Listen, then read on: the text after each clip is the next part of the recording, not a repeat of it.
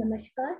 Myself Dr. Deepthi Bisht, Professor, Department of Chikinsa, Faculty of Ayurveda Sciences, Jyoti Vidyapeeth, Women's University, Jaipur. Today, in this session for class DMS 4th year, I am going to talk about immunodeficiency disorders. So, let's start the topic, autoimmune disorders. Before starting, I would like to discuss some key points regarding immunodeficiency disease. Immunodeficiency disorder, that means there is deficiency of immune response inside the body. They disrupt body's ability to defend itself against bacteria, viruses, and parasites. There are two types of immunodeficiency disorders. First one primary, second is secondary. Primary immunodeficiency disorders are those which are born with, whereas secondary, those that are required. Anything that weakens immune system can lead to a secondary immunodeficiency disorder. Our immune system includes the following organs, as we all know: spleen, tonsils, bone marrow, and lymph nodes. These organs make and release lymphocytes. These are white blood cells classified as B cells and T cells. B cells and T cells fight invaders called antigens. So B cells usually release antibodies specific to the disease our body detects, whereas T cells destroy the foreign or abnormal cells. Now comes to the types of immunodeficiency disorders. In case of primary, there are more than 100 primary immunodeficiency disorders identified. Examples include XLA, X-linked A-gamma, globulinemia, then CVID, common variable immunodeficiency disorder, then SCID, severe combined immunodeficiency disorder, which is known as alymphocytosis or boy in a bubble disease. So these disorders are usually acquired during the birth. Now, secondary immunodeficiency disorders happen when an outside source like a toxic chemical or infection attacks body. The following can cause a secondary immunodeficiency disorder. The cause can be severe burns, some kind of chemotherapy, radiation, diabetes, malnutrition.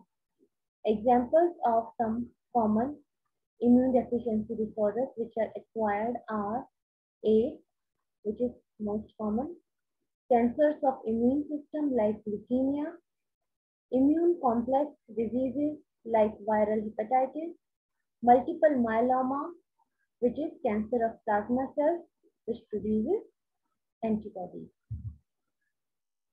Now, what are the causes of primary immunodeficiency? Primary immunodeficiency disorder may be caused by mutations, sometimes in a specific gene. If the mutated gene is on the X chromosome, the resulting disorder is called an X-linked disorder, and X-linked disorders occur more often in boys. Primary immunodeficiency disorders are classified by which part of the immune system is affected. Humoral immunity, which involves B cells, lymphocytes, a type of white blood cell that produces antibodies, immunoglobulins, is most common. Cellular immunity, which involves T cells, that is lymphocytes, a type of white blood cell that helps identify and destroy foreign or abnormal cells. So both humoral and cellular immunity in cells, phagocytes produce phagocytes, that means the cells that indigest and kill microorganisms. Then there are complement proteins. These proteins help immune cells to kill bacteria and identify the foreign cells which have to be destroyed. So the effective component of the immune system may be missing, reduced in number, or abnormal, or maybe malfunctioning. So these are the causes of primary immunodeficiency. Now, causes of secondary immunodeficiency.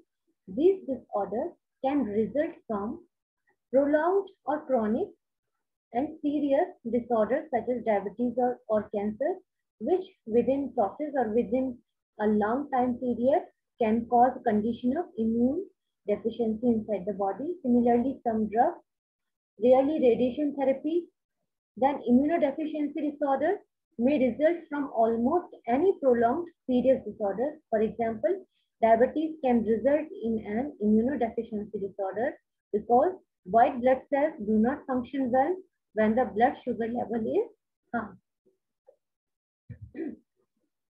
Similarly, HIV infection, human immunodeficiency virus infection, results in acquired immunodeficiency syndrome (A), the most common severe acquired immunodeficiency disorder. Many types of cancer can cause an immunodeficiency disorder. For example, any cancer that affects the bone marrow, such as leukemia and lymphoma, can prevent the bone marrow from producing normal white blood cells, which are part of the immune system. Then undernutrition may be an important cause, whether of all nutrients or only one can impair the immune system.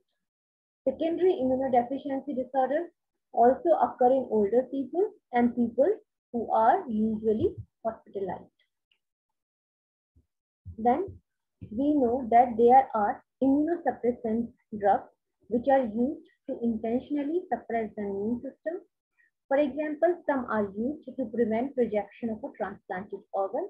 They may be given to people with an autoimmune disorder to suppress the body's attack against its own tissues.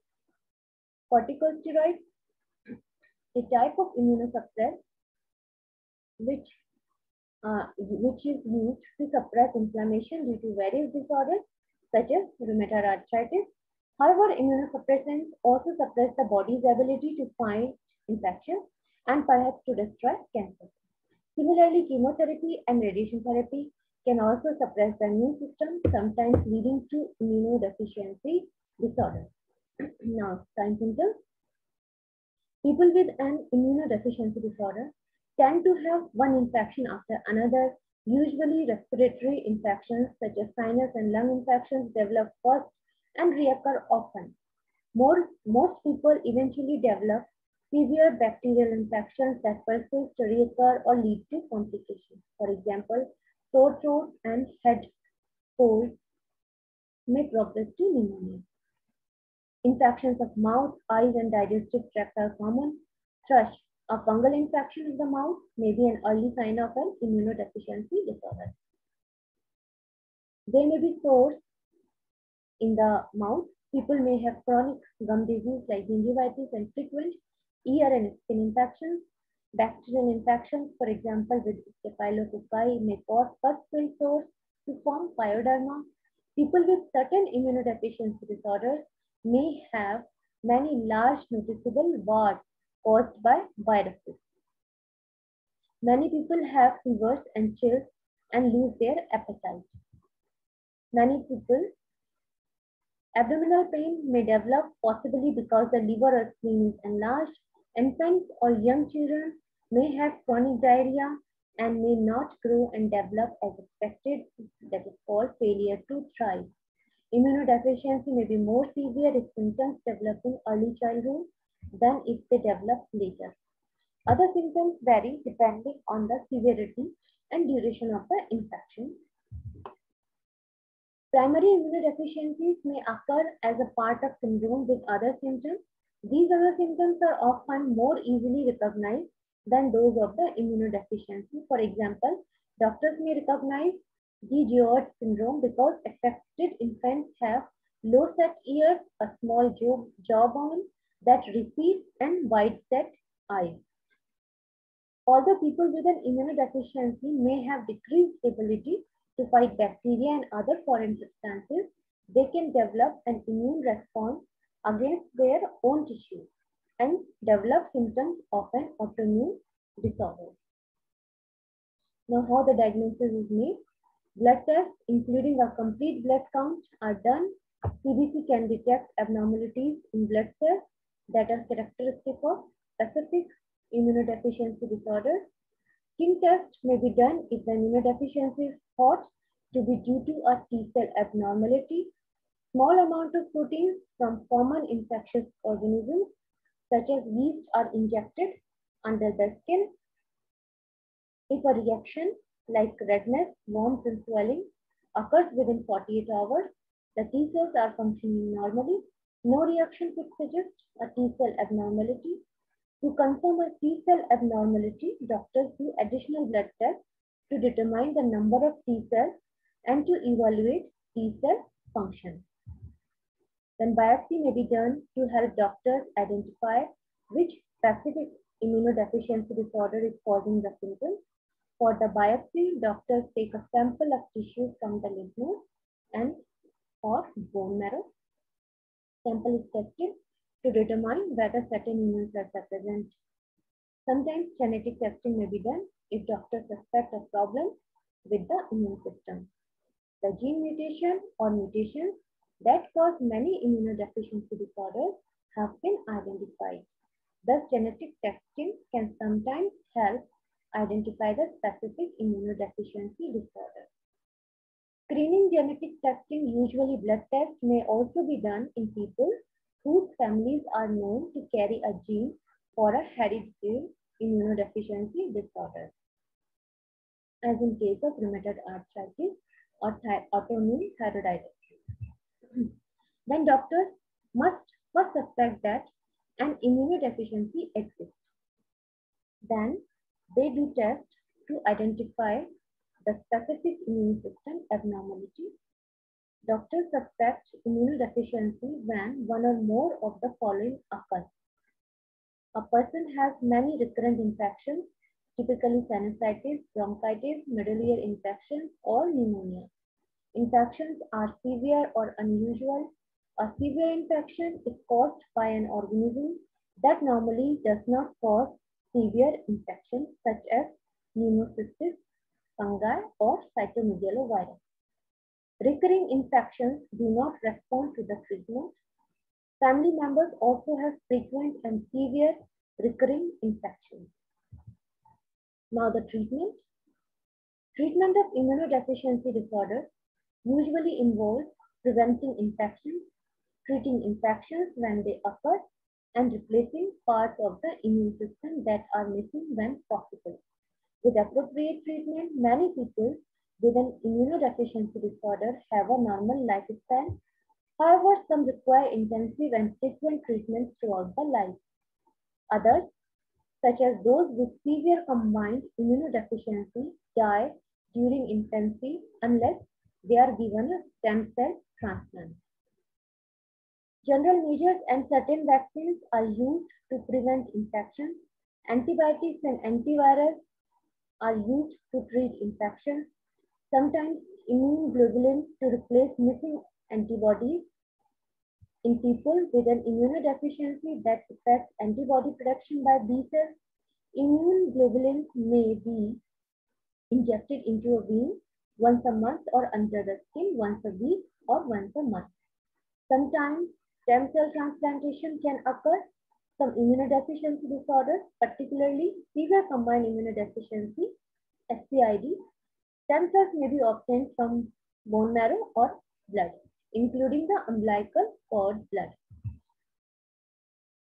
Then something about stem cell transplantation. It can correct some immunodeficiency disorders, particularly severe combined immunodeficiency. Stem cells may be obtained from bone marrow or blood. Stem cell transplantation, which is available at some major medical centers, is usually reserved for severe disorders. Transplantation of thymus tissue is sometimes helpful. Gene therapy along with transplantation is an intervention with the potential to cure genetic disease. In gene therapy, a normal gene is inserted into someone's cell to correct a genetic abnormality causing a disorder. Gene therapy has been used successfully in various primary immunodeficiency disorders such as severe combined immunodeficiency and chronic granulomatous disease, etc. Some treatment plans, in case of SCID, it is a genetic condition causing severe impairment in multiple areas of the immune system. Babies with SCID die from overwhelming infections usually before reaching the age 1. Bone marrow transplant can cure some cases of SCID. Another disease, CVID, common variable immune deficiency due to a genetic defect. Immune system produces too few antibodies to effectively fight infections. Children with CVID typically have frequent infections to the ears, lungs, nose, eyes, and other organs. Treatment includes replacing the missing antibodies with regular injections of antibodies called immunoglobulins.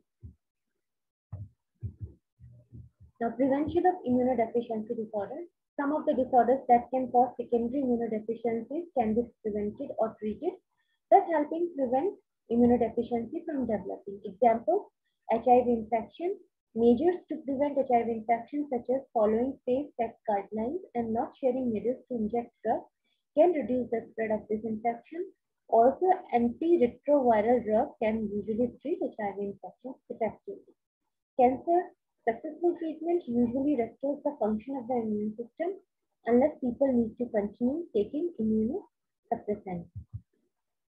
Diabetes, good control of blood sugar level can help white blood cells function better and thus prevent infection.